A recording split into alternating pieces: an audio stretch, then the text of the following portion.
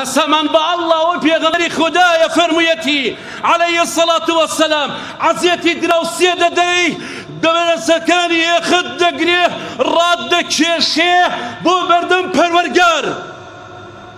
چی وڵامیە دەیتەوە هێخت دەگرێت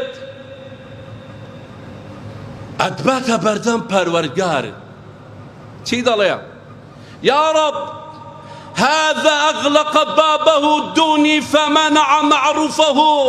أي پەروەردگار ئەمە دەستی دراوسێکت بەقەد یەخەتەوەدا ڕاددەکێشێت و دەڵێ ئەی پەروەردگار ئەمە دەرگای لێم داخست هەبوون بوو بیری لە من نەکردەوە بێ باوک بووم زوڵمی لێم کرد جلی بۆ مناڵەکانی دەکڕی جەژن بوو